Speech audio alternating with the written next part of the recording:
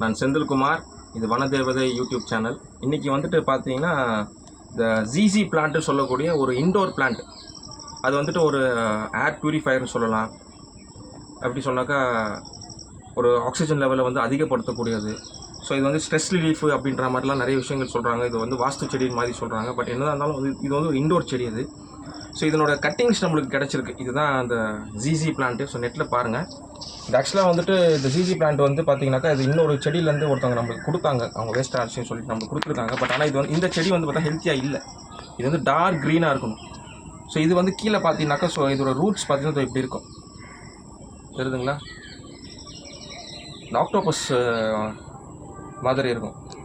இவ்வளோ பெரிய கிழங்கு மாதிரி அது ஃபார்ம் ஆகும். இதுலேருந்து தான் வரும். இது வந்து ஆக்சுவலாக இண்டோர் செடி. இது வந்து ஒரு கைண்ட் ஆஃப் இண்டோர் பிளான்ட் இது. இப்போ நிறைய பேர் என்ன பண்ணுறாங்கன்னா இதில் வந்துட்டு முழுக்க வந்துட்டு கோகோ பிட்டு போட்டு இதை வந்துட்டு வளர்க்குறாங்க. அது வந்து it's wrong way of doing. Coco peat it's a part of the soil தான். இந்த கோகோ பிட்டை வந்துட்டு பார்த்தா மொத்தமே கோகோ பிட்டில் போட்டிங்க வச்சுக்கலாம். அந்த செடி வந்து வளர்ச்சி அடையவே அடையாது. இருக்கிற செடி அப்படியே தான் இருக்குமே தவிர ஒவ்வொரு செடியாக நாளடைவில் இறந்துக்கிட்டே வரும். இந்த கோகோ பிட்டுன்றது பாருங்கள். இப்போ நம்ம வந்துட்டு இந்த கோகோ பிட் நம்மளும் வாங்கியிருக்குது. எப்படி நான் யூஸ் பண்ண போகிறேன்னு காட்டுற பாருங்க. இது வந்து கோகோ பிட். இது வந்துட்டு பார்த்தீங்கன்னாக்கா மண்புழு உரம். இதெல்லாம் நம்ம போடணும். இந்த கோகோ பிட் வந்து வந்ததுக்கான காரணம் வந்து பார்த்தீங்கன்னாக்கா நிறைய பேருக்கு வந்து டைம் இருக்காது செடிக்கு தண்ணி ஊற்றுறதுக்கு. செடியோட பெனிஃபிட்ஸ் நிறைய நம்மளுக்கு வேணும்.